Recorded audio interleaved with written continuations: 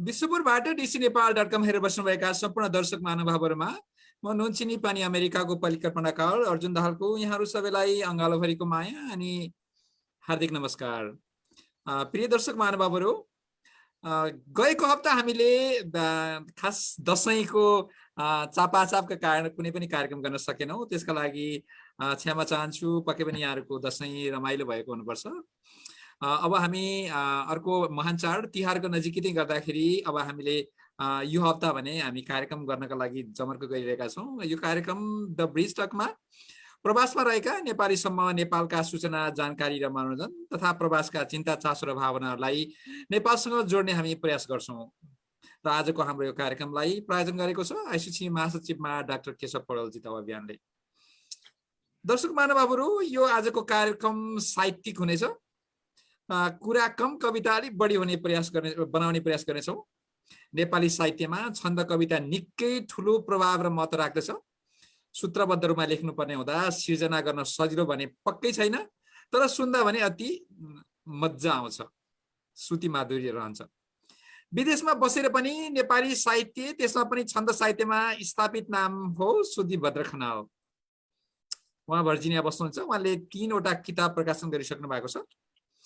त्यसैगरी अहिले नेपालमा छन्द कवितामा युवा पंक्तिहरूमा अत्यन्तै प्रिय, रुचाइएका, सबैले मन पराएका एकजना अत्यन्त सक्रिय युवा कवि सुदेश सत्याल हुनुहुन्छ। उहाँहरू दुवैजनालाई मैले आजको कार्यक्रमको अतिथि बनाउने प्रयास गरेको छु।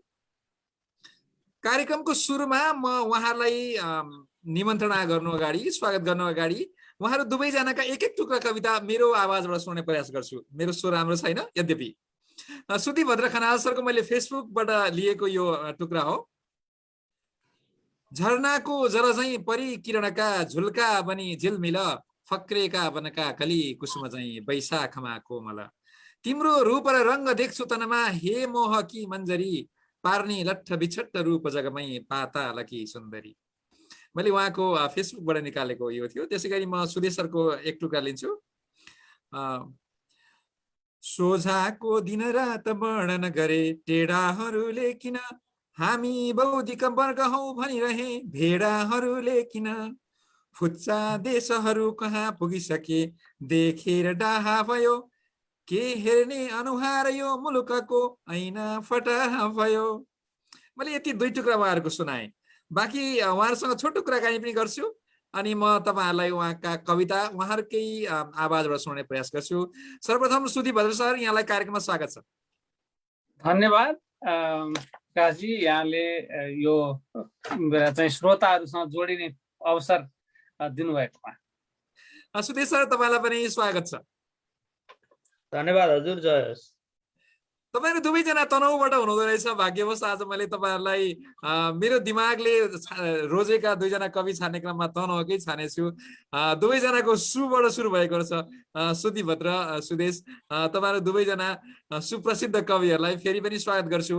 म कार्यक्रम द ब्रिज टक भएको हुनाले अनि अलिक बढी द ब्रिज टकमा चाहिँ हामीले नेपालबाट कनेक्सन गर्ने गर्छौं। आज त्यही मौकामा एकजना कवि आएका बेला अर्का पनि हाम्रा अमेरिकामै रहनुभएका कविलाई किन नजोड्ने त भनेर हामीले सँगै जोडेर कार्यक्रम गर्दैछौँ। म सर्वप्रथम सुदेश सरसँग जान्छु। तपाईको दशैं कस्तो रह्यो सुदेश सर? मेरो दशैं राम्रो भयो समग्रमा। अब दशैं नमनाएको लगभग 2 वर्ष जति भएको थियो अनि यसपटक मनाइयो, रमाइलै भयो समग्रमा। सुदीप सर, तपाईको? यहाँ विदेशमा अलिकति त्यो देशको देशीय नोस्टाल्जिया चाहिँ धेरै वर्ष यहाँ बसिसक्दाखेरि पनि त्यो टुट्दैन। त्यस हुनाले अलिकति खल्लो त महसुस हुन्छ नै। तै पनि अहिले चाहिँ भर्जिनियामा अलि ठुलो नेपाली जमात छ र त्यो सामूहिक हिसाबले र मेरो चाहिँ पारिवारिक हिसाबले पनि अब हामी 2 भाइ यहाँ भएको हिसाबले चाहिँ अलिकति ठिकै भयो, रमाइलो भयो भनेर भन्नुपर्छ। सानो एउटा मिनी नेपालै छ नि हैन सर त्यतातिर? हो, यहाँ सानो मिनी नेपालै छ। सुदेश सरले चाहिँ हामी विदेशमा बसेको मान्छे त आऊ यतै नेपालतिरै बस, यतै फर्क्यौ भनेर कविता लेख्नुभयो। त्यो कविता साँच्चीकै धेरै दर्शकहरूले, श्रोताहरूले मन पराइदिनु भयो। त्यहीबाट सुरु गरौँ कि सुदेश सर?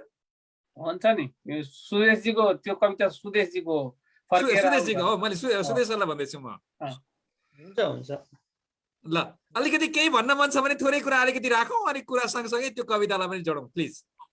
ए हस्, यो कविता चाहिँ मैले खास गरी लेखेको पनि 1 दशकभन्दा बढी भयो होला है। जतिखेर त्यो छन्द सिक्दै गर्दा, कविताप्रति रुचि हुँदै गर्दा त्यो बेलामा चाहिँ लेखेको कविता हो यो। कहिलेकाहीँ चाहिँ के लाग्छ भने यो कति पढ्ने भने कति सुनाउने जस्तो लाग्छ। अब यो कति सुनाए यो कविता त होइन। हजुर। अनि अर्को कुरा चाहिँ के हुँदो रहेछ भने यो कविता चाहिँ पाठक बिचमा लोकप्रिय हुनु भने कता कता यो संयोग हो कि जस्तो लाग्दो रहेछ के मलाई चाहिँ। एक्ज्याक्टली हजुर हो। जस्तो धेरै राम्रा कविताहरू नि कहिलेकाहीँ पाठक बिचमा प्रिय बनेर बस्दैनन् होइन। कहिलेकाहीँ संयोगले गर्दा कुनै कविता बसिदिँदो रहेछ। अनि कुनै एकदमै राम्रा कविताहरू लेखिरहँदा पनि ती कविताहरू लोकप्रिय चाहिँ हुन सक्दैनन्, राम्रा मात्रै भइरहन्छन् होइन। त्यसकारण यो पाठक बिचमा लोकप्रिय हुनु भनेको चाहिँ मलाई एउटा संयोग जस्तो लाग्छ। यो कविताको नि एउटा संयोग भयो कि भन्ने मात्रै लाग्छ मलाई। म फर्केर आऊ घर भन्ने कविता सुनाएँ है त। ल हस् प्लिज। पैसाले सब थोक आउँछ भने माया किनी ल्याउनु, पैसाले यदि शान्ति मिल्दछ भने उद्यान के धाउनु, थाहा नै छ समुद्र पारीतिरको त्यो देश कस्तो छ र, यो सानो झुपडी बुझे महल हो फर्केर आऊ घर।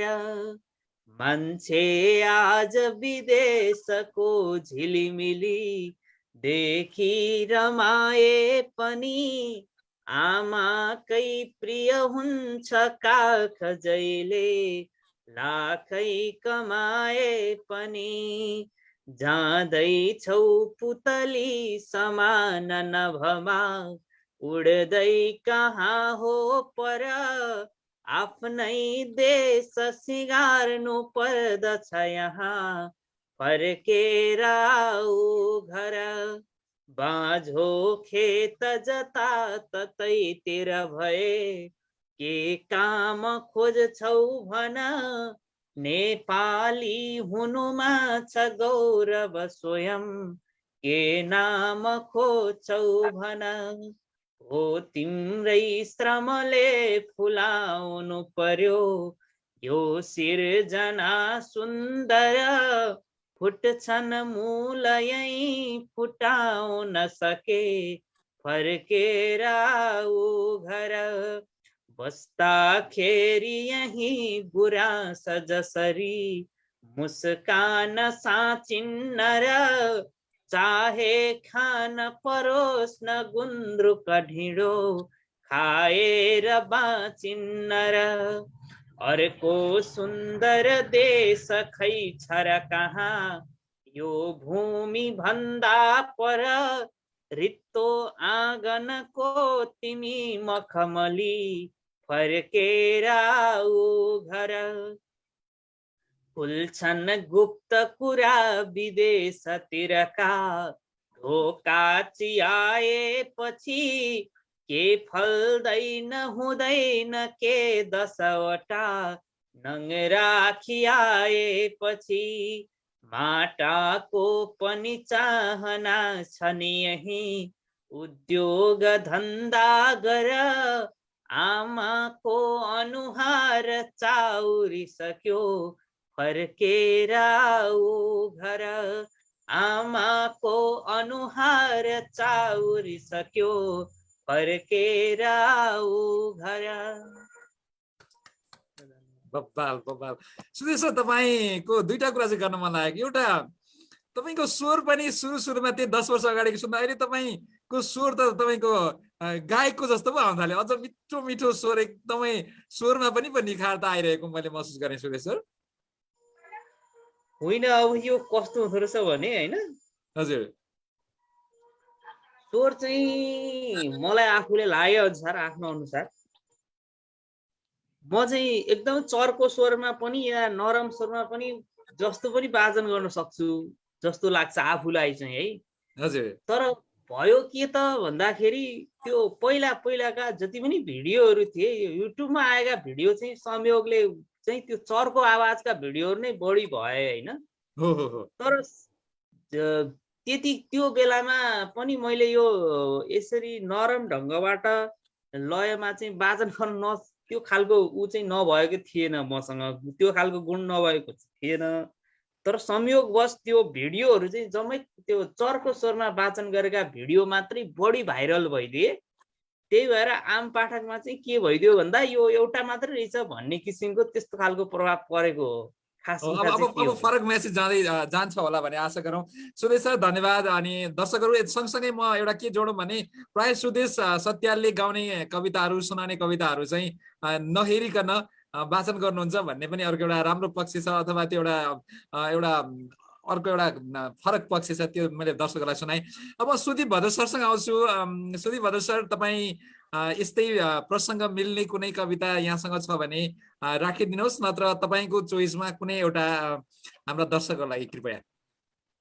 सर्वप्रथम त नमन सबैमा। सुदेशजीलाई पनि मेरो स्वागत छ। हामी तपाईँले भने जस्तै एकै ठाउँका भए पनि एकै ठाउँमा बसेर भेटघाट भएर गफ गर्न पाइएको छैन। फोनमा चाहिँ सुदेशजीले मलाई पटक पटक एक दुई पटक फोन गर्नुभएको छ, गफ गरेका छौँ हामी। उहाँका कविताहरू मलाई भन्न मन लाग्यो। मान्छेले अर्काको प्रशंसा कम गर्छन्, तर मैले एउटा राम्रो सम्भावना भएको कविको रूपमा उहाँलाई परबाट हेरिराखेको छु, बुझिराखेको छु र साह्रै मिठा कविताहरू लेख्नुहुन्छ। अघि त्यहाँ मलाई भन्न मन लाग्थ्यो, उहाँले बोल्दा बोल्दै बिचमा काट्ने कुरो भएन। त्यो यसै कविता पाठक बीच लोकप्रिय हुँदैन। त्यो सम्प्रेष्यताले पाठकलाई छुन्छ। पाठकको मन र मुटुलाई छोएपछि मात्रै त्यो कविताहरू त्यसरी चाहिँ प्रचलित हुन्छन्। र त्यो हुनु त्यो कविताको शक्ति हो र त्यो कविको क्षमताको पनि शक्ति हो त्यो। त्यसो हुनाले त्यसलाई चाहिँ म अब सुदेशजीलाई म बधाई दिन्छु होइन, म यसको लागि चाहिँ म बधाई भन्छु। र त्यो राम्रो कुरा हो, त्यो रहिरहोस्, अगाडि आओस् होइन, त्यो चाहिने राम्रो कुरा हो। अब म पर छु, मैले यो कविता सुनिराख्दाखेरि मलाई नै घर आऊ भनेको हो कि भने जस्तो पारेर जुन लेख्न सक्नु हो त्यो लेख्नु खुबीको कुरा हो, राम्रो कुरा हो, राम्रो कविता हो, शक्तिशाली कविता लेख्ने। उहाँले 10 वर्ष अगाडिको कुरा गर्दै हुनुहुन्छ। त्यो शक्तिशाली कविता लेख्नु राम्रो हो। र मलाई पछाडि फर्किन मन लाग्यो घर आऊ भनेर त्यो कविता सुनाउँदाखेरि।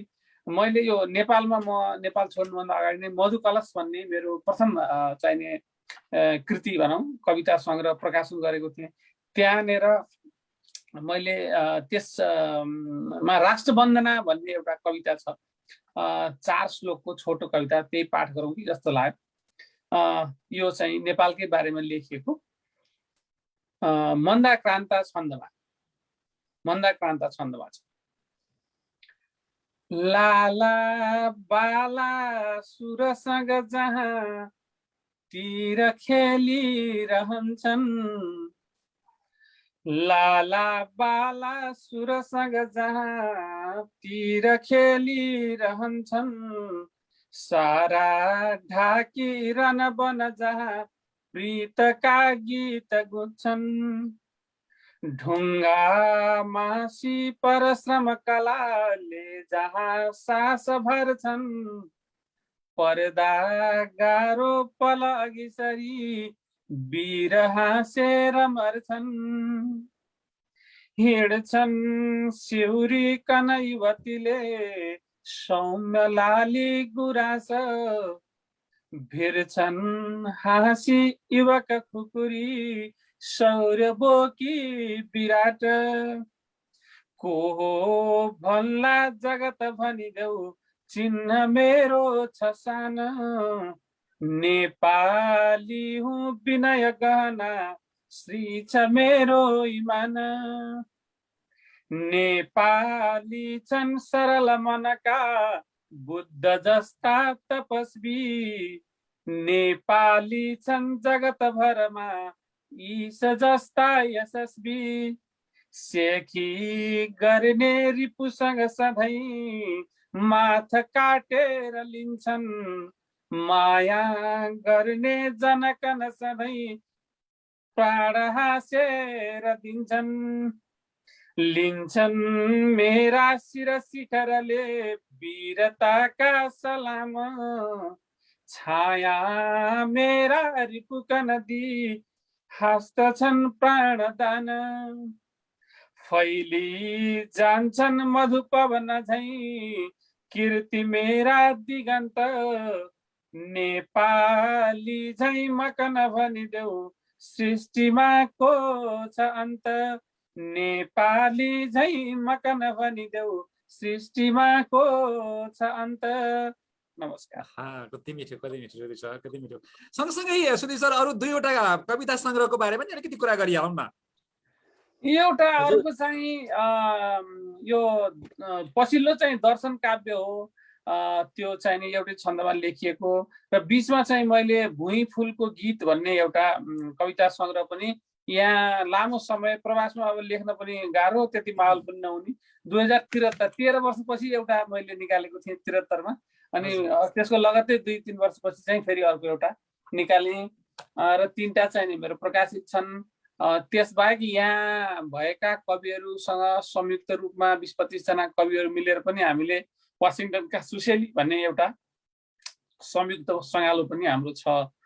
यही नै हो प्रकाशित रूपमा चाहिँ। अप्रकाशित रूपमा भनौँ अन्यत्र फुटकर प्रकाशित अब पत्र पत्रिकाहरूमा अहिले पनि आइरहेको छन्, कहिलेकाहीँ उहाँबाट सम्झिनुहुन्छ। अस्ति भर्खर सेतो पार्टीमा एउटा छापिएको थियो। अब यस्तै भन्यो भने हो, नत्र यहाँ मैले भनिहालेँ। अब यो सबै हिसाबले अहिले तपाईँले भन्नुभएको थियो, म चाहिँ घर आइपुगेर कार्यक्रममा जोडिनलाई 5 मिनट अगाडि मात्रै म आइपुगेँ। अब यस्तै हो। अनि प्राविधिक कुरा हामी अब दर्शकहरूले बुझ्नुपर्छ, हामी बुझ्छौँ, अब समस्या छ। यहाँलाई म आभारी छु। म अब फेरि सुदेश सत्याल सरसँग जान्छु। उहाँको कविता संग्रह अन्तरिक्षको धरती भनेर कविता संग्रह उहाँको पनि निस्केको छ। त्यो मेरो हातमा परेको छ। मैले सुदीप भद्र सरको चाहिँ कविता संग्रह पाएको रहन्छु, अब म खोजी गर्छु। सुदेश सरको यो दोस्रो संस्करण मसँग छ। सुदेश सर, तपाईँले त्यो अघि भन्नुभयो नि, त्यो आवाजमा अलि बिस्तारो अलि नरम ढङ्गले पनि त्यति मिठास दिन सकिने रहेछ।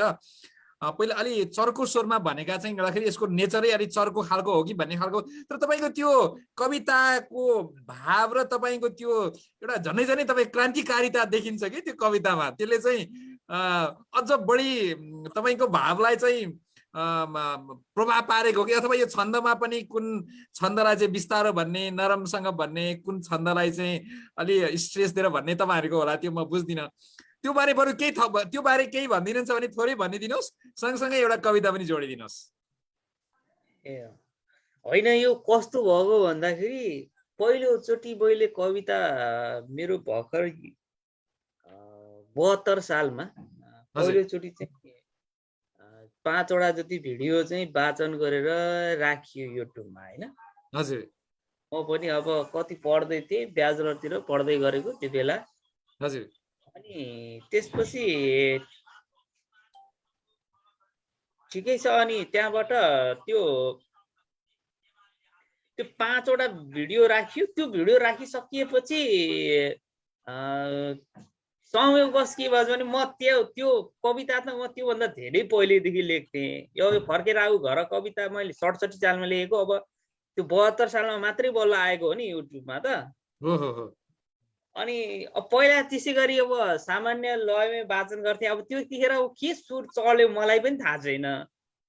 अनि त्यो वाचन गर्दा गर्दै त्यस्तो चर्को स्वर आइहालेछ कि मलाई त्यति धेरै ख्याल भएन। म त्यतिखेर संयोग के भयो भने अब युट्युबमा कविता कसले हेर्छ होला र त्यस्तो धेरै केही पनि सोचिएन। ठिकै छ, भिडियो वाचन हालौँ न त भनेर त्यस्तो केही नसोचिकन सामान्य ढङ्गबाट वाचन गरेर राखियो 5-6वटा कविता। तर त्यही कविताका भ्युज एकदमै धेरै आइदियो संयोगवश। अनि त्यसपछि त्यो त्यसरी पहिलोचोटि भने, त्यसपछि त त्यो आम मान्छेमा नै यस्तो प्रभाव पर्यो कि सुदेशले भनेको चाहिँ अलिकति अलि हावभाव सहित, होइन, नाटक सहित अलि चर्को स्वरमा वाचन गर्छ भन्ने चाहिँ आम पाठकमा झ्याप्पै त्यस्तो खालको प्रभाव परेछ कि। अब त्यो नयाँ मान्छे अनि एकैचोटि झ्याप्पै त्यस्तै कविता मात्रै धेरै बिचमा जाँदाखेरि त त्यस्तो प्रभाव पर्ने रहेछ खास अहिले गरी। तपाईँ त्यही टोनमा चाहिँ दिन सक्नुहुन्छ अलिकति अहिले गर्नु पर्यो भने कि त्यसो नगरौँ जस्तो लाग्छ? यस्तो हुन्छ, कस्तो हुन्छ भने जस्तो मञ्चमा गएर वाचन गर्नु पर्यो भने जस्तो ठुलो मासमा होइन भिडमा त्यो कहिलेकाहीँ त्यो स्टेज प्रोग्राम हुन्छ नि, स्टेज प्रोग्राममा गएर वाचन गऱ्यो भने चाहिँ त्यो स्वाभाविक रूपमा यत्तिकै आउँछ कि ममा कसरी आउँछ मलाई पनि थाहा छैन होइन। हजुर हजुर। अब म त्यही कविता म चाहिँ सामान्य कार्यक्रममा भन्दा एउटा तरिकाले भन्छु, टेलिभिजनको अन्तर्वार्तामा भन्दाखेरि एउटा त्यो एकदम सरल तरिकाले भन्छु होइन। अब त्यो स्टेजमा चाहिँ कस्तो हुन्छ भन्दाखेरि जस्तो त्यो मैले एक्सप्रेसन नगरिकन सामान्य ढङ्गबाट वाचन गरेँ भने चाहिँ त्यो त्यहाँ भएको जम्मै पाठकै निराश हुने अवस्था हुन्छ क्या। त्यो मञ्चीय प्रोग्रामहरू चाहिँ ठुलो फोरममा जहाँ चाहिँ भनौँ न 500-600 मान्छेको अगाडि कविता सुनाउनु पर्छ, उहाँहरूले चाहिँ त्यो युट्युबमा चाहिँ फलो गरेको भनेकै त्यो एक्सप्रेसन त्यो हेर्नको लागि मात्रै पनि दर्शक आएको हुन्छ होइन। अनि मलाई चाहिँ बाध्यता हुन्छ त्यो मञ्चमा गएर त्यसरी प्रस्तुत गर्न चाहिँ कहिलेकाहीँ होइन। त्यो मैले हामी विदेशबाटै कार्यक्रम गरिराखेको हुनाले फेरि एकचोटि विदेशलाई नै सम्झेर तपाईँले त्यो दार्जिलिङको परिवेशको कविता थियो नि, त्यसलाई एकचोटि हामी बाहिर बसेकै मान्छेहरूलाई पनि त्यसले समेट्छ होला, त्यसलाई एकचोटि सुनौ सुदेश सर? हुन्छ हुन्छ ल, एकचोटि त्यो हाई टोनमै गयो अझ भने अझ मजा आउँछ कि?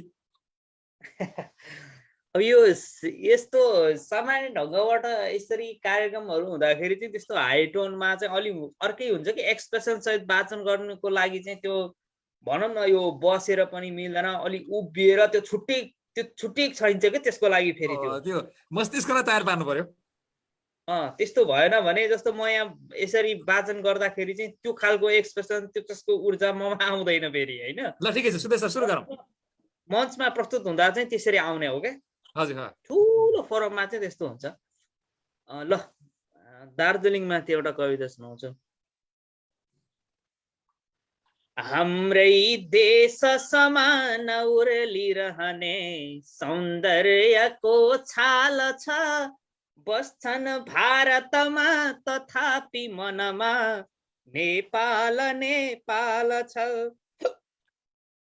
बाँचुन्जेल सधैँ त्यही प्रकृतिको तस्बिरले डस्त छ, मेरो धड्कन भित्र दार्जिलिङ यो मायालु झैँ बस्दछ।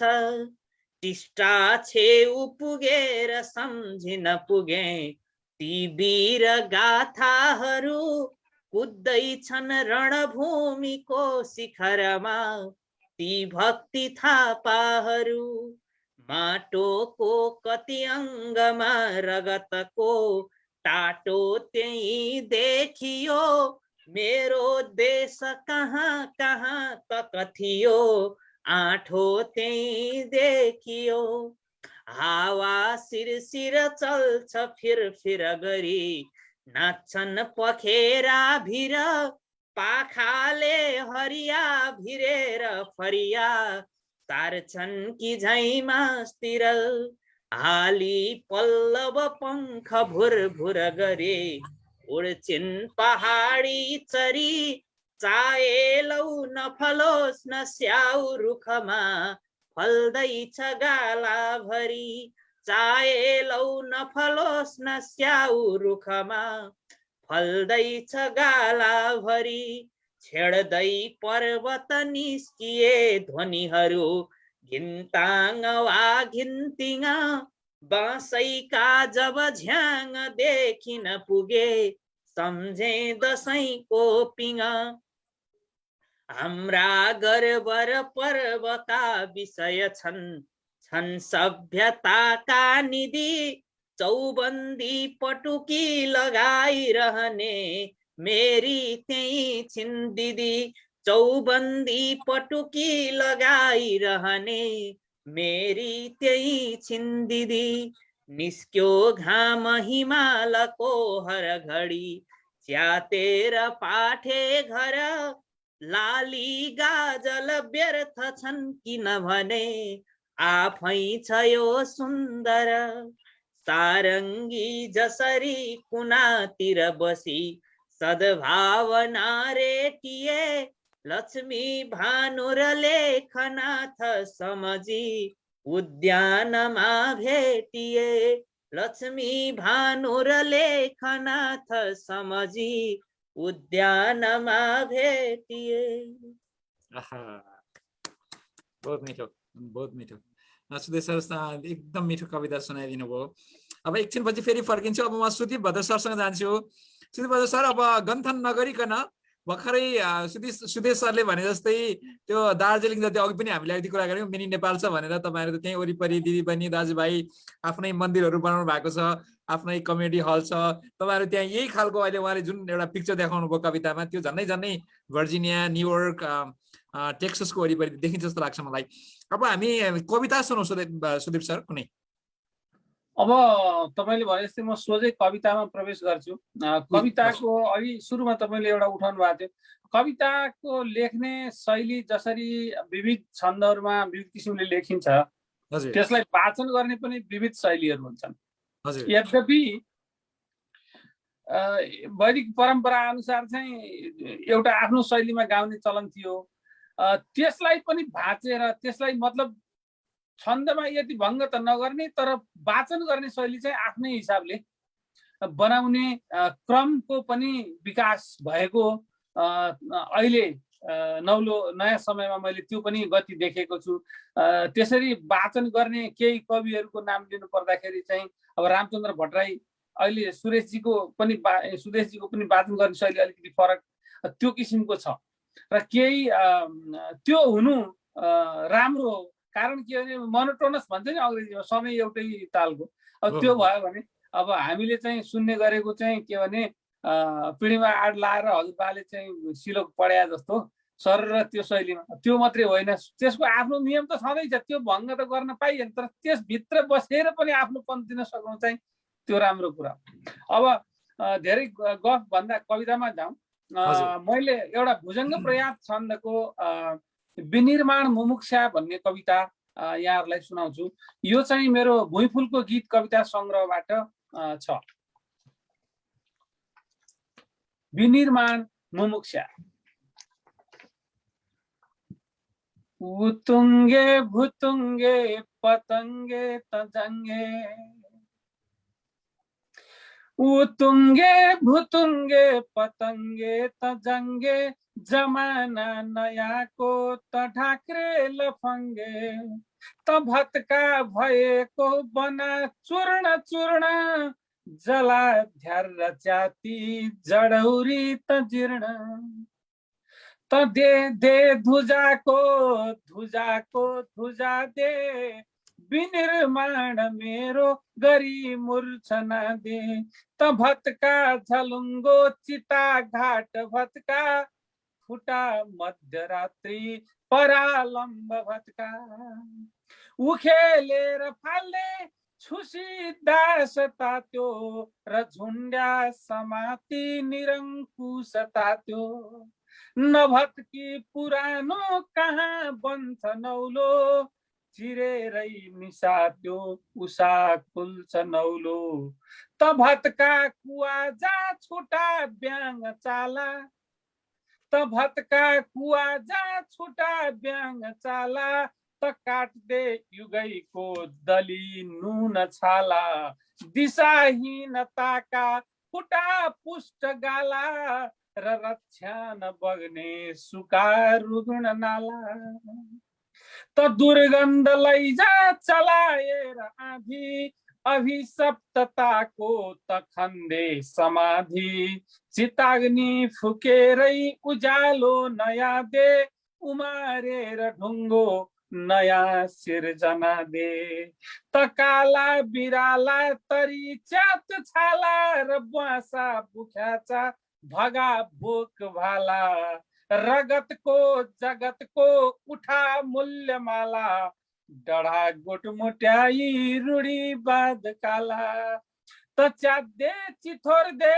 त घोच दे र टोक दे, उठा ढाल लाठी खुडा मुङ्ग्री ठोक दे, लडा बेथितीको निचोरेर घाँटी, लडाबे थितीको लिचोरेर घाँटी बडा बजा वीर गर्जी महावीर भाती बना त्राही त्राही उरालेर बस्ती निशाना लगाई पुराना प्रशस्ति कुडा कर्कटादी बनाई खरानी कुना कन्दरामा तभर्दे जवानी छ हेर्ने बुभुक्षा उषा एक नौलो युगौं बाँच्न सक्ने बिहानी सुनौलो जुरुक्कै उचाल्ने युगै तीव्र हावा विनिर्माण दे अद्वितीय आभा मलाई त मेरो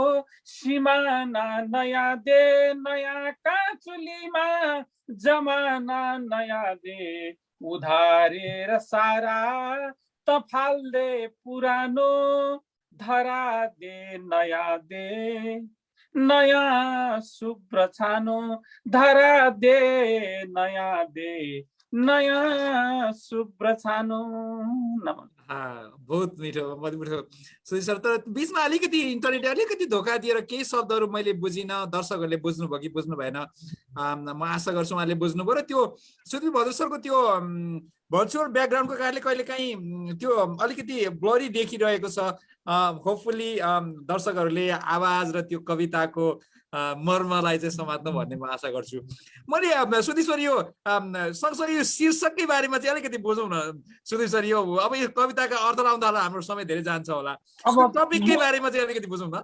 विनिर्माण मुमुक्षा भने चाहिँ अब यो निर्माण पछिको अहिले उत्तर आधुनिक समयकालमा चाहिँ विनिर्माण भन्नाले चाहिँ जे छ त्यसैमा अडिएर भन्दा त्यसलाई ध्वंस गरेर नयाँ निर्माणतिर बढ्ने अथवा त्यसलाई टेकेर ध्वंसै गर्नुपर्छ भन्ने पनि छैन। त्यसैको आधारमा नयाँ निर्माणतिर नयाँ किसिमले नयाँ आयामबाट हेर्ने र नयाँ आयाम पैदा गर्ने भन्ने छ हैन।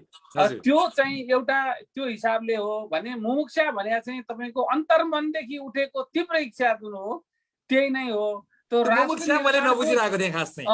त्यो राष्ट्र निर्माणको त्यो तीव्र इच्छा हरेक नेपाली भित्र छ, त हुन सकिरहेको छैन र त्यही कुरालाई मैले यहाँ चाहिँ अलिकति एकदमै दमदार सुधीर भद्र सर। अब सुधीर सर कविता सुनौँ। अब मलाई लागेको छ अब तपाईँलाई मैले दुईटा जति अनुरोध गर्न सक्छु कि भन्ने लागेको छ सुधीर सरलाई पनि। त्यसै गर्दा अलिकति लामो भयो। होस् हामी सिधै कवितामा जाउँ। सुधीर सर अब म दुईटा जति अनुरोध गर्छु तपाईँको रोजाइमा। लगातार होइन, एउटा सुनौँ, त्यस पछाडि फेरि सुधीर भद्र शर्मा आउँछु अनि फेरि तपाईँसँग आउँछु। हुन्छ हुन्छ। म चाहिँ यो तिमी भन्ने शीर्षक कविता सुनाउँछु। हस्। मेरो नि भुजङ्ग प्रयास छन्द छ, सुधीर भद्र सरको पनि भुजङ्ग प्रयासको सुनाउनु भएको थियो। म पनि यो भुजङ्ग प्रयास छन्दकै सुनाउँछु। अघि त्यहाँ लयको कुरा गर्दा सुधीर भद्र सरले भन्नुभयो एकदमै ठिक हो। हामीले चाहिँ जो लय चाहिँ आफै निर्माण गर्न सक्छौँ के छन्दमा हैन। त्यसको नियम चाहिँ हामीले भत्काउनु हुन्न, त्यसको गति यति सूत्र हैन, त्यसको त्यसलाई चाहिँ एकदम पछ्याएर लय चाहिँ मलाई लाग्छ कि प्रत्येक कविहरूले प्रत्येक नयाँ नयाँ चाहिँ जसरी प्रत्येक कविले नयाँ नयाँ कविता वाचन गरे जस्तो कविता लेखे जस्तो वाचन पनि प्रत्येक कविले आफ्नै खालको गर्न सकिन्छ क्या हैन। लयमा त्यो छन्द भनेको त त्यो लयको निर्माण पनि गर्न सकिन्छ आफैले हैन। त्यो छन्दको चाहिँ एकदम यो एउटा सुन्दर पक्ष हो। म तिमी भन्ने शीर्षक कविता सुनाउँछु। यो चाहिँ अलि प्रेमको कविता छ, म सुनाएँ है त। अमेरिकातिर कोही प्रेममा फसिहाल्नुहुन्छ कि? ठिक छ, अब संसारै प्रेम हो हैन। अब के छ र। ल सुधीर सर अगाडि बढौँ। स्वयं सृष्टिकर्ता यहाँ दंग हुन्छ, स्वयं सृष्टिकर्ता यहाँ दंग हुन्छ, तिमी देखिनाले तपोभङ्ग हुन्छ, तिमी देखिनाले तपोभङ्ग हुन्छ तिमी फक्रिदा फक्रिएको छ थुङ्गा तिमी मुस्कुराएर हाँस्यो कि ढुङ्गा तिमी मुस्कुराएर हाँस्यो कि ढुङ्गा पिउँ लागिराख्ने तिमी मूल पानी पिउँ लागिराख्ने तिमी मूल पानी सधैँ कलकलाई रहेको जवानी सधैँ कलकलाई रहेको जवानी तिमीले बगाएर सौन्दर्य धारा तिमीले बगाएर सौन्दर्य धारा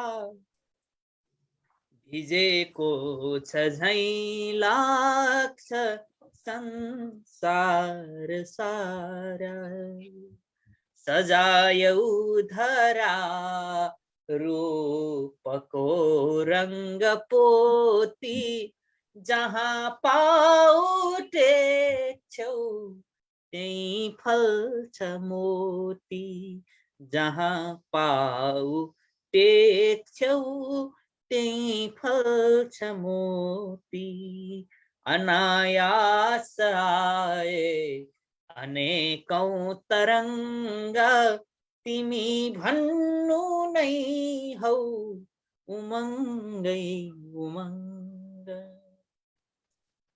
अहो रूपमा छैन केही निदाग थियो सासमा फूलको नै पराग तिमी मगमगाएर फैल्यो सुगन्ध तिमी मगमगाएर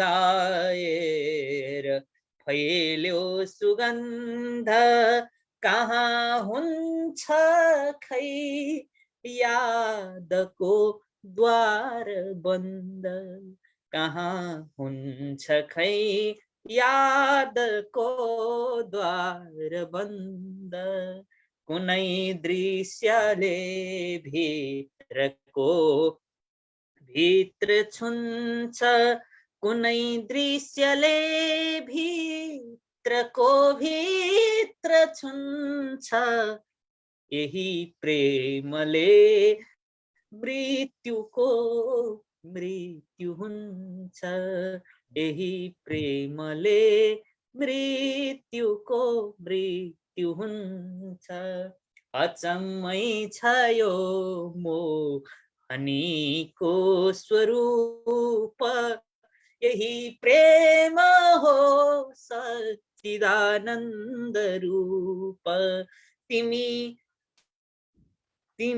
झलझलाकार झंकार सारा तिमी झलझलाकार झंकार सारा तिमी ओइलिए बन्द भो सृष्टिद्वार तिमी ओइलिए बन्द भो सृष्टिद्वार तिमी भित्र पक्का छ केही लाग्छ जादु तिमी भित्र पक्का छ केही लाग्छ जादु यहाँ मूर्ख आफै भएको छ साधु यहाँ मूर्ख आफै भएको छ साधु तिमी आउँदा कुन्नी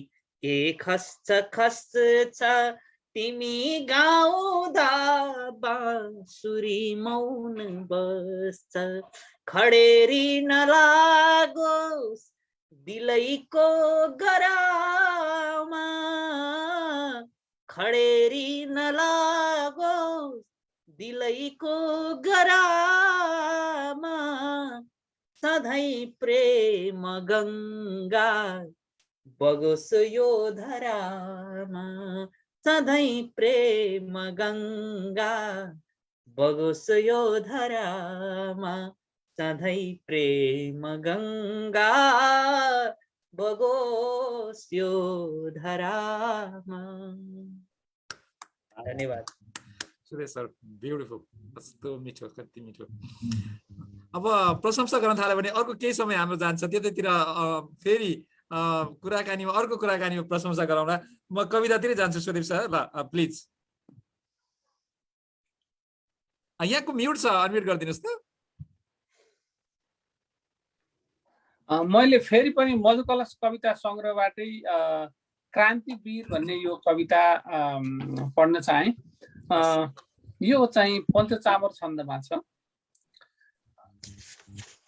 नवीन राष्ट्र कल्पना उमार्न एक स्वप्न दे नवीन राष्ट्र कल्पना उमार्न एक स्वप्न दे म वीर धरती पुत्र हूँ भुलेर ध्वंस बोल्न दे म टिक्न दिन्न ताडमा छरेर बीज सिर्जना म वीर क्रान्तिको युगौं उराल्छु रोक्छु चेतना उखाल्न फाल्न दृढ छु म रूढ बाधको जरा पछार्न मृत्यु सक्दछु छ साक्षी यो वसुन्धरा म जोत्छु यी गरा युगीन बीज रोप्दछु नवीन चेत पाइला नयाँ म डोब खोप्दछु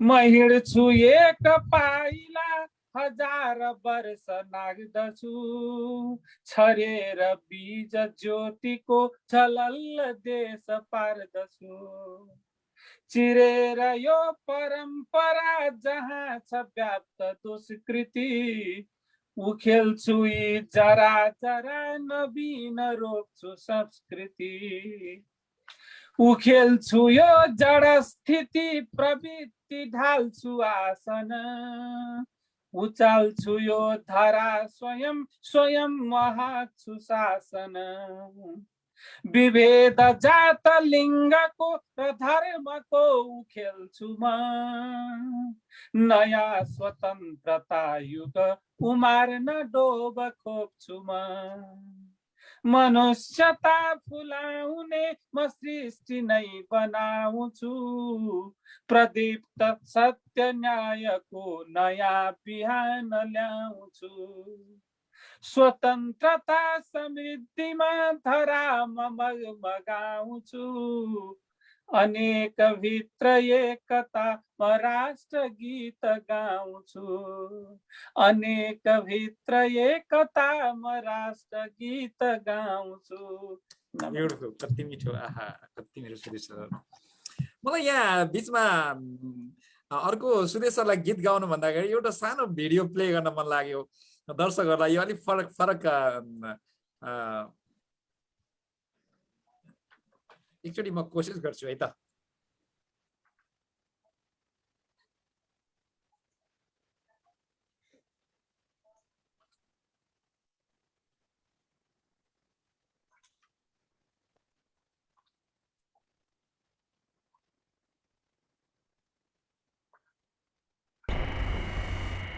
नाराहरू जोखिए मानव मञ्चहरू उचालिरहने नाराहरू जोखिए। आवाज आएन त्यहाँ, मैले त्यहाँ आवाज किन देखिनँ। म एकैचोटि आवाजमा के समस्या छ भनेर हेर्दैछु म यहाँ। शेयर साउन्ड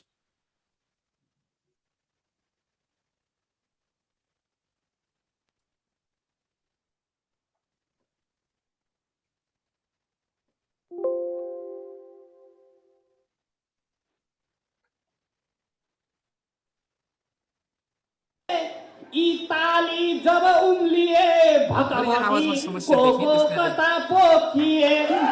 यो आवाजमा मैले समस्या देखेँ, म त्यतातिर लागिनँ अहिले। म त्यसमा त्यो ताली नमार्नु भन्ने त्यो कविताले निकै मजाले मलाई चाहिँ तानेको थियो। एकचोटि त्यो सुनाउनु मलाई मन लागेको थियो।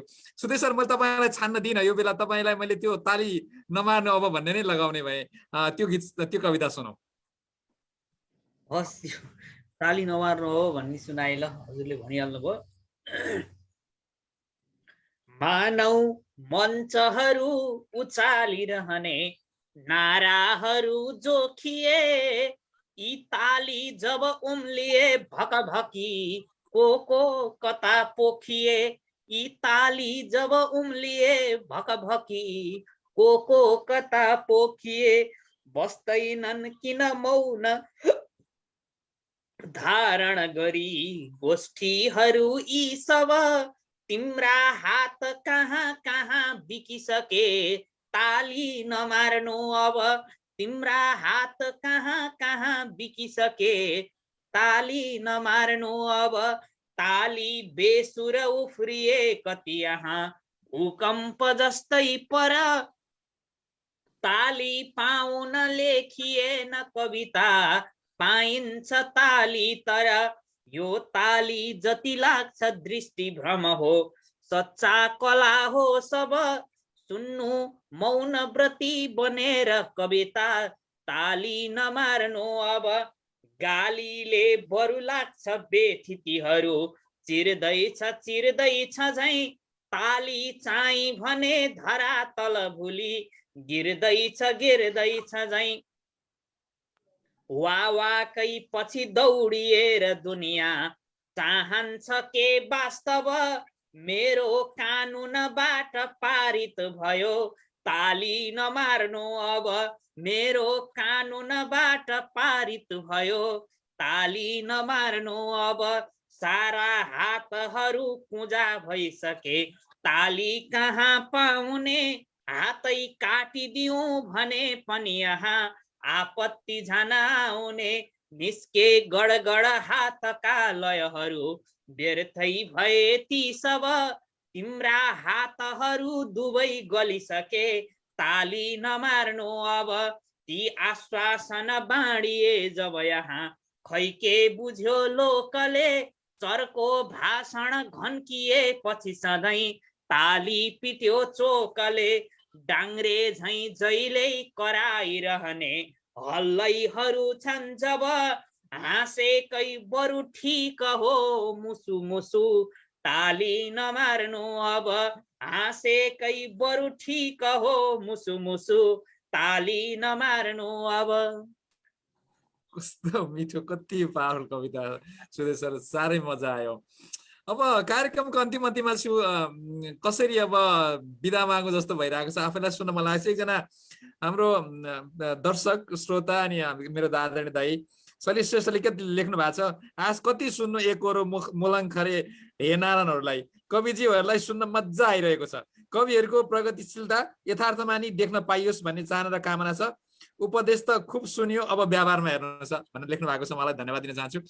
अब सुदीप बहादुर सर, म एउटा सानो क्वेसन गर्छु, प्रश्न गर्छु, अनि त्यस पछाडि कविता म अन्तिम प्रश्न माग्छु, के अरे एउटा कविता माग्छु। यो अहिले पछिल्लो समय छन्द कवितामा अलिक विकास भएको, धेरै मान्छेले सुन्न रुचाउन खोजेको, अथवा यस धेरै मान्छेहरूको कान कानमा पुग्न खोजेको मिडिया पनि धेरै भएर होला, त्यस्तो यहाँलाई लाग्छ कि पहिला भन्दा अझ साँगुरो हुँदैछ, के हुँदैछ? खास गरी म छन्द कविताको कुरा गर्दैछु। हो, यसलाई अलिकति बुझाइको कमी हो। कारण के भने छन्दको सुरुवात त यो वैदिक परम्पराबाट आएको चिज हो, धेरै अघिदेखि थियो हैन।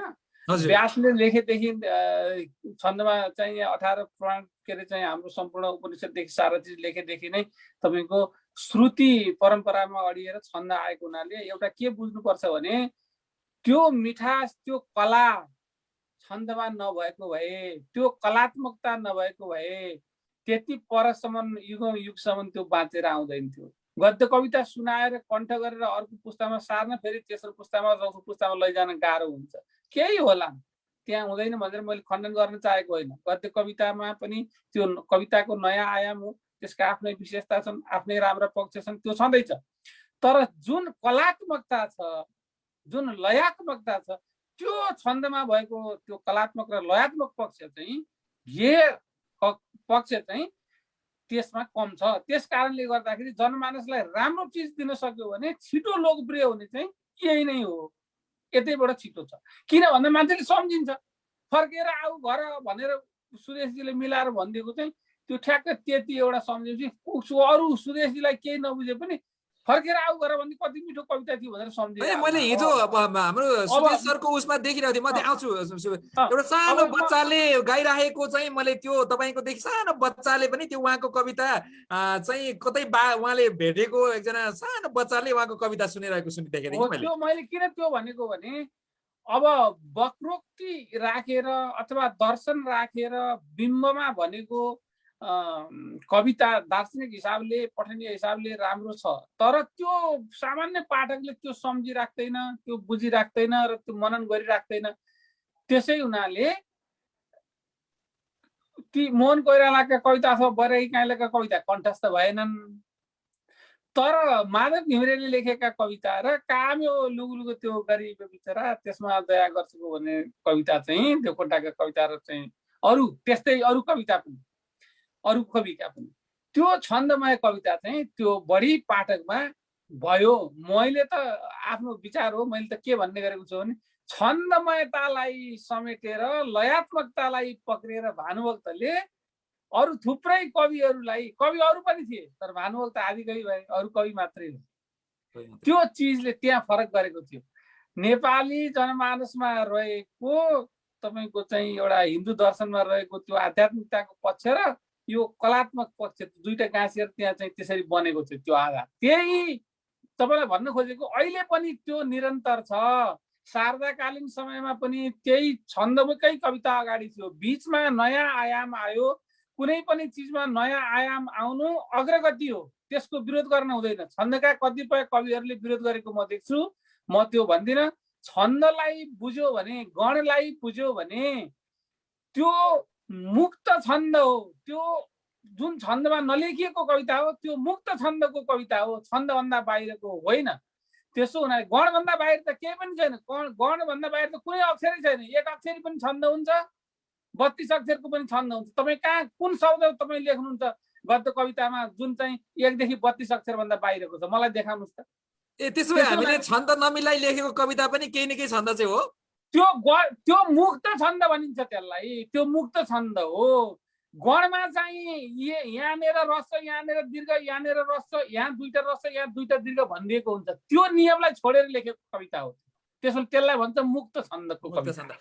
त्यसैले छन्द बाहिर नभन, छन्दको कविता अहिले बढेको भन्ने तपाईँको कुरा के छ भने यसमा चाहिँ छन्दका कविताहरू अलिक कम भएको हो कि भन्ने लागिसकेपछि मानिसहरूले छन्द सिकाउने अभियान पनि चलाए। युनिभर्सिटीहरूमा चाहिँ गुरुहरूले पनि त्यो कुराहरू गरेको देखियो। केही कविहरूले पनि, जस्तो मैले कविता सुरु गर्दाखेरि मैले सुरुमा गद्य कविताबाटै लेखेको हो। मैले छन्द कविता लेखे पनि मेरो छन्द मिल्दैन थियो, के हुँदैन थियो।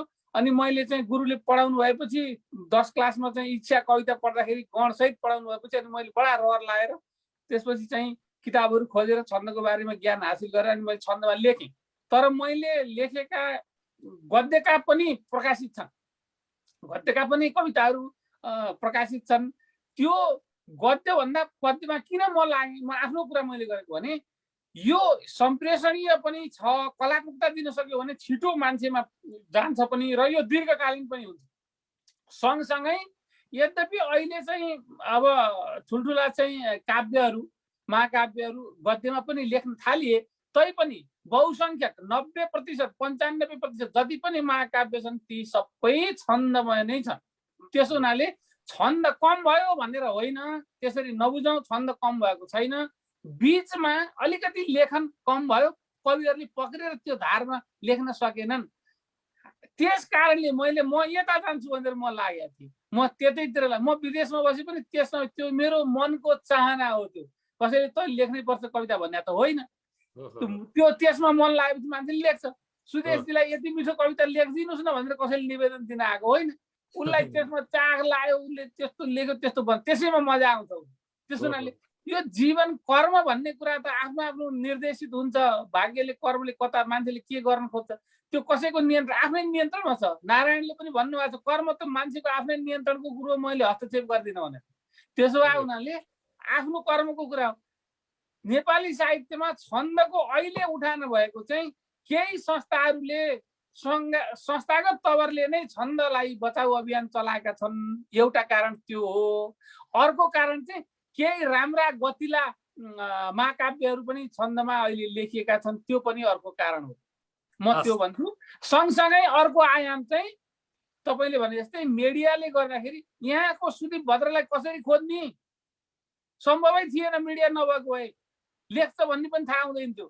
तर मिडियाले नेपालसम्म सुन्न पाइयो नि, मैले सुदेशजीलाई सुन्न पाएँ नि, त्यो पनि अर्को कारण हो। त्यसैले यो जागृतिको चरण हो भन्छु म।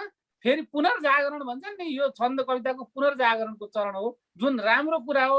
हाम्रो आफ्नो चिज, हाम्रो आफ्नो चाहिने वस्तु हामीले फेरि चिन्न पाउँदैछौँ कि हामीसँग भएको यो अमूल्य निधि त हामीसँग रहेछ है भनेर मान्छेले थाहा पाउँदैछ, त्यो राम्रो कुरा। त्यसलाई कम थियो नभनौँ, हामीले थाहा नपाएको भनौँ। सुदेश सर, छन्दको बारेमा केही भन्नुहुन्छ भने छोटकरी थपिदिनुहोस् त। त्यसमा अलिकति केही थप्न मन लागेको छ मैले। हजुर, अब मलाई लागेको कुरा चाहिँ के भने मैले कविता लेख्न थालेको पाउँथे 1 दशक भन्दा बढी भयो छन्दमा हैन। हजुर, मैले त छन्दबाटै सुरु गरेको। मेरो जीवनको पहिलो कविता पनि छन्द हो। म सधैँ छन्दबाटै लेखेँ।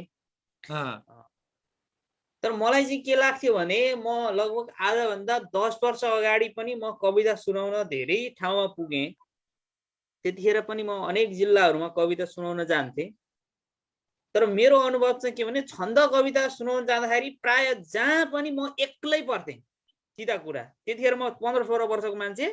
छन्द कविता सुनाउने भनेपछि कि एकदम पाको मान्छे, एकदमै अग्रज लेभलको मान्छे भेटिन्थ्यो। नत्र भने छन्द कविता चाहिँ हाम्रो लेभलमा नयाँ पुस्ताले छन्द कविता त्यसरी मञ्चमा गएर पढ्ने, त्यसरी वाचन गर्ने, लेख्ने भन्ने कुरा चाहिँ अब एउटा राजधानीको एक ठाउँमा हेरेर, थोरै 1-2 ठाउँमा हेरेर त्यो आम मूल्याङ्कन हुन सक्दैन। तर प्राय म गएको जिल्लाहरूमा, स्थानहरूमा जाँदा चाहिँ हाम्रो नयाँ पुस्ताको छन्द कविता, नयाँ पुस्ताले छन्द कविता भनेको चाहिँ लगभग म चाहिँ शून्य प्राय जस्तै देख्थेँ है। म लगभग 15-20 वटा जिल्लामा कविता सुनाउन गएँ। त्यतिखेर जहाँ जाँदा नि एक्लै पर्थेँ कि म कविता, छन्द कविता सुनाउने बेलामा चाहिँ है। तर मलाई लाग्छ अब अहिले चाहिँ छन्द कविता भनिसकेपछि त्यो अवस्थाबाट छन्द कविता धेरै माथि उठिसकेको छ अहिले चाहिँ छन्द कविता चाहिँ हैन।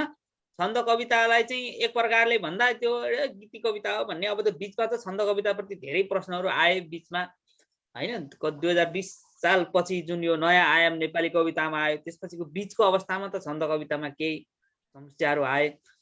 तर छन्द कविता चाहिँ अहिले पुगेको मलाई सबैभन्दा सुन्दर पक्ष चाहिँ के लागेको छ भने, सुदीप भद्र सर यतै हुनुहुन्छ, म चाहिँ नेपालको लगभग अब 60-65 वटा जिल्लामा गएर कविता सुनाइसकेँ। र म बेला बेलामा कार्यक्रममा बोलाउँछन्, कहीँ एकल वाचन गरेँ, कहीँ कविता कन्सर्ट गरेँ, अनेक ठाउँमा गएँ।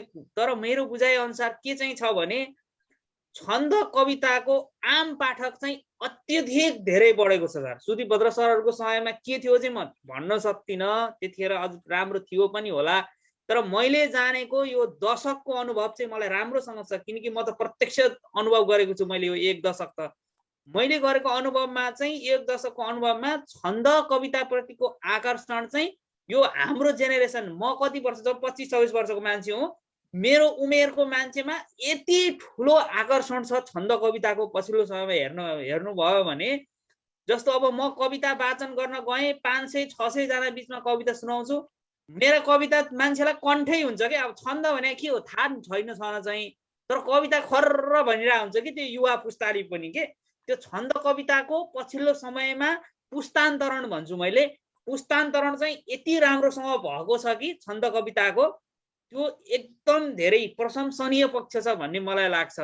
यो चाहिँ आम नेपाली साहित्यमा यो छन्द कविताले लिएको एकदमै एउटा सुन्दर पक्ष हो। पुनर्जागरण हुनको लागि चाहिँ सबभन्दा पहिला आम पाठकमा नबिचिकन कहिले पुनर्जागरण हुँदैन हैन। पहिला आम पाठकमा भानुभक्तले रामायण नलेखेको भए छन्द कति पुनर्जागरण हुन्थ्यो होला। भानुभक्तले त्यो रामायण लेखेको हुनाले मान्छेको मनमा छन्द गएर बस्यो। छन्द भनेको चाहिँ एउटा हामीले चाहिँ असारे गीत गाए जस्तै हो भन्ने बनाइदिए नि त भानुभक्तले त शार्दूल विक्रीडी जस्तो छन्द त्यस्तो अरू हाम्रा अन्य भनौँ न श्रगधरा छन्द होस् अथवा उपजाति छन्द होस् हरेक छन्दलाई चाहिँ असारे लय गाए जस्तो त्यस्तो लोकप्रिय बनाइदिएर त छन्द कवितामा आकर्षण भयो।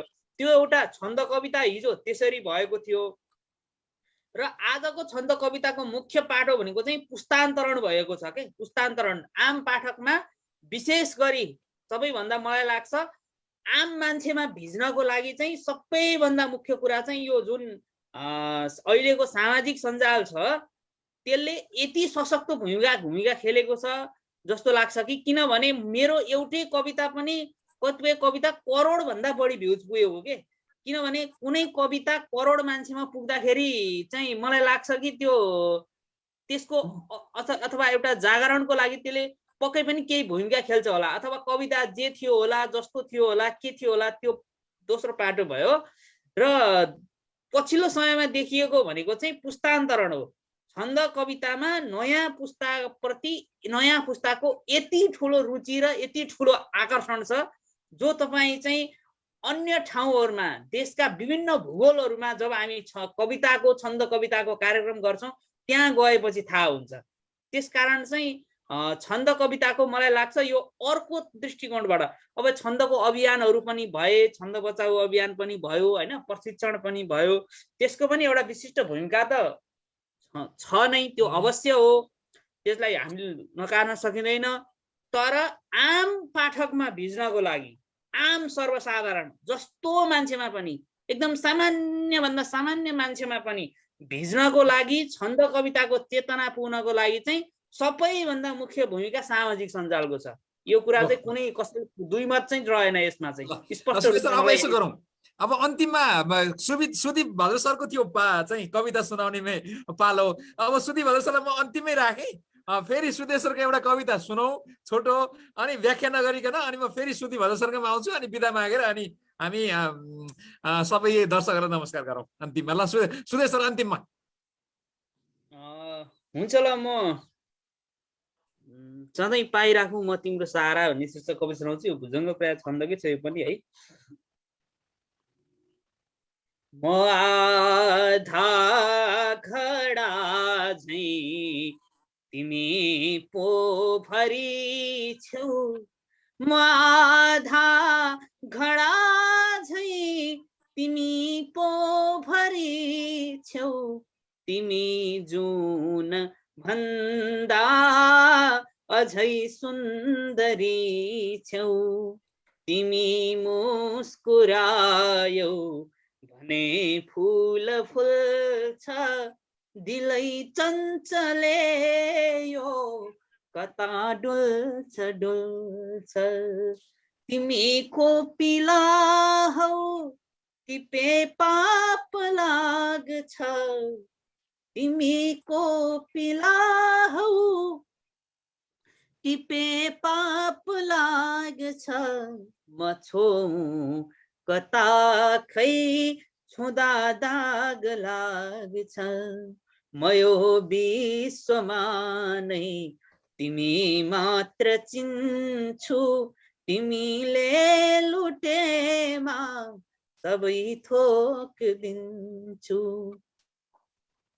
कुनै एउटा सासले पर्खिए झै युगौँदेखिको आसले पर्खिए झै कतै घाउ लागे सँगै दुख नपाऊ म तिम्रो दिलैमा सधैँ लुक्न पाऊ तिमी भित्र भित्रै लजायौ कि जस्ती झरी नै नबर्सी रुझायौ कि जस्ती झरी नै नबर्सी रुझायौ कि जस्ती म खै को हुँ के गर्छु बिर्सेछु सारा सधैँ पाइराखौँ म तिम्रो सहारा, सधैँ पाइराखौँ म तिम्रो सहारा। कति मिठो। आहा, यो रातभरि यो कार्यक्रम गरेर सुनेर बस्नु जस्तो भइरहेको छ यहाँ। अब बिदा माग्नुपर्छ। सुदीप सर, अन्तिममा एउटा मिठो कविता सुनाऊ। हुन्छ, यो अन्तिम कविता मैले नमन पनि गरेँ। मेरो देश बनोस् भलैमा नबनु भन्ने यो कविता चाहिँ शार्दूल विकृत छन्दमा छ। मैले चाहिँ यसलाई फेसबुकमा राखेको थिएँ, त्यसैबाट चाहिँ लिएर पढ्न चाहेँ। हस्। शार्दूल विकृत छन्दमा अघि सुदेशजीले पनि एउटा भनिसक्नुभयो के अरे, कोही भन्दछ मेरो देश बनोस् भलैमा नबनु, कोही भन्दछ साम्यवाद नभए बन्दैन रे देश यो, कोही भन्छ समाजवाद नभए बन्दैन रे देश यो, जे वाद चलोस् गरिब जनता भोकै नराखे भयो, मेरो देश बनोस् भलैमा नबनु जसले बनाओस् भयो, कोही भन्दछ लोकतन्त्र नभई मा देश बन्दैन यो, कोही भन्दछ लोकतन्त्र लुटको पूर्जा लिए झैं भयो, जे तन्त्र भनुन् गरिब जनता नाङ्गै नराखे भयो, मेरो देश बनोस् भलैमा नबनु जसले बनाओस् भयो, कोही भन्दछ देश पञ्चम भए नै मात्र आशा गयो, धायो दक्षिण त्यो र लुकी लुकी निर्विघ्न खासा गयो, जो जाओस् जुन देश राष्ट्र हितको बाजा बजाए भयो, मेरो देश बनोस् भलैमा नबनु जसले बनाओस् भयो, कोही भन्दछ देश बन्छ सजिलै सापेक्ष भई धर्ममा, कोही भन्दछ देश बन्दछ निरपेक्षी बने धर्ममा, जे बन्नु बनुन् मिलुन् र दिलमा नेपाल राखे भयो, मेरो देश बनोस् भलैमा नबनु जसले बनाओस् भयो, कोही भन्दछ जात पात नभई नेपाल चल्दैन त्यो, कोही भन्दछ जात पात नढली नेपाल बन्दैन त्यो, जे भन्नु भनुन् बिमार जनले स्याहार पाए भयो, मेरो देश बनोस् भलैमा नबनु जसले बनाओस् भयो, कोही भन्दछ बाह्य शक्तिसँगको सामिप्य राष्ट्रोन्नति, कोही भन्छ मसाल बाल जनता फालौँ पुग्यो त्रासदी, जे भन्नु भनुन् अकण्टक बनी नेपाल बाँचे भयो, मेरो देश बनोस् भलैमा नबनु जसले बनाओस् भयो, मेरो देश बनोस् भलैमा नबनु नेपाल जसले बनाओस् भयो। आहा, सुधीर सर, यो भन्दा मिठो एन्डिङ केही हुँदैन। यति मिठोसँग राम्रो कवितासँग एन्ड गरिदिनु भयो। तपाईहरु दुवैजनासम्म आभारी छु। दर्शक महानुभावहरु, आज कार्यक्रमलाई यो भन्दा अझै बढी कवितात्मक बनाउन सकिन्थ्यो होला। मैले यो कार्यक्रम सञ्चालन गर्न अथवा मैले यहाँ सिक्वेन्स मिलाउन जाइनँ कि त्यस्तो भयो भने म तपाईहरुसँग क्षमा चाहन्छु। दुवैजना सुप्रसिद्ध कविहरुसँग मैले कुराकानी, छोटो कुराकानी अनि केही कविता सुन्ने प्रयास गरेँ। बीचमा अलिकति इन्टरनेट अलिकति धोका दियो जस्तो लागेको छ, त्यसको लागि पनि म क्षमा चाहन्छु। कार्यक्रम सुरु गर्न अलिकति ढिला भयो, त्यसको लागि पनि क्षमा चाहन्छु। समग्रमा कार्यक्रम म सन्तुष्टि भएको छु, मेरा दर्शकहरू सन्तुष्ट हुनुभयो जस्तो लाग्छ।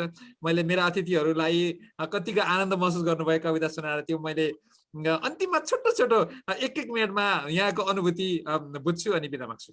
सुदेश सर मैले चाहिँ यो भन्न चाहन्छु कि मेरो जहिले पनि यही विचार छ कि कविता लेखिएकै पाठकहरूको लागि हो भन्न त स्वान्त सुखाएका लागि भन्छन्, त्यो एउटा पक्ष हो। एउटै हातले ताली बज्दैन, एउटै पाटोमा पकाएर रोटी पाक्दैन। त्यो पाठकसम्म नपुगेसम्म कविता वास्तवमा कविता पनि हुँदैन। कविता लेखेर बाकसमा थन्क्याएको कविताको के अर्थ? चाहे 200 वर्ष पछाडि होस् या 2 मिनट पछि होस् या तत्काल होस्, त्यो पढ्ने मान्छेको हातमा पुग्नै पर्छ। त्यो पाठकहरू नै कविका लागि, कविताका लागि भगवान सर हुन्। मैले यो दिलबाटै भन्ने गरेको छु। र त्यस्तो मेरा पाठकहरू जसले मलाई रुचाउँछन्, पढ्छन्, जसको चाहिँ प्रेरणाले म लेख्छु, तिनीहरूसँग जोडिने मौका दिनुभएको र यो चाहिँ अवसर जुटाउनु भएकोमा तपाईँलाई चाहिँ साधुवाद छ। त्यसभन्दा बाहेक मेरो केही भन्नु छैन। हस्, धन्यवाद, आभारी छु सुदेश सर। सुदेश सर हस्, धन्यवाद सर। खुसी लाग्यो अब यो जोडिन पाएँ। यसमा पहिलेदेखि सरसँग कुरा भइरहेको थियो, यसमा पनि जोडिन पाएँ। अब यो यात्रा हो सर। अब एउटा लेखक चाहिँ त्यो पाठक बीच पुग्नको लागि अनेक किसिमका आयामहरू हुन्छन् हैन। अनेक तहबाट जोडिन्छौँ हामी, जोडिनु पनि पर्ने हुन्छ। त्यसै क्रममा आज पनि जोडियौँ। लेखिसकेपछि अब के हुन्छ भने लेखिसकेपछि अब त्यो आफ्नो मात्रै कुरा हुँदैन कि मेरो मात्रै हो भन्ने कुरा हुँदैन। अब त्यो चाहिँ पाठकमा गइसकेपछि त्यो सार्वजनिक सम्पत्ति हो क्या हैन। सार्वजनिक गरिसकेपछि आफ्नो सृजना पनि जुन चाहिँ यो प्रस्तुति मार्फत सार्वजनिक गर्न पाउँदाको अर्कै अर्थ राख्छ। त्यही भएर यो यसरी पनि जोडिन पाइयो। यसै यो पाठक लेखक चाहिँ पाठकमा जाने अनेक आयामहरू मध्ये यसले पनि एउटा विशिष्ट रूपमा साथ दियो। यसको लागि यहाँलाई विशेष धन्यवाद। धेरै धेरै धन्यवाद। दर्शक महानुभावहरू, आज कार्यक्रम म यहीँ टुङ्ग्याउँछु। भोलि म यहाँहरूलाई छिट्टै हाम्रो फेसबुक पेजबाट सार्वजनिक गर्छु। भोलि सायद हामी राजनीतिक बहस गर्दै यहाँ बिचमा यही समयमा उपस्थित हुन सक्छौँ। हामी त्यसको लागि तयारी गर्छौँ। सायद म तपाईँहरूलाई त्यो जानकारीको लागि पनि मेरो दर्शकहरूलाई भोलि हामी माननीय रामकुमार झाँक्रीसँग कुरा गर्ने तयारीमा छौँ। तपाईँहरू भोलि हामीलाई राजनीतिक बहसको साथमा देख्न सक्नुहुन्छ। आज हामीले अलिकति साहित्यिक बनाउने प्रयास गऱ्यौँ। तपाईँहरूको समयको लागि धन्यवाद र मेरा दुवै अतिथिहरूसँग म आभार प्रकट गर्छु र बिदा माग्छु। नमस्कार। नमस्ते।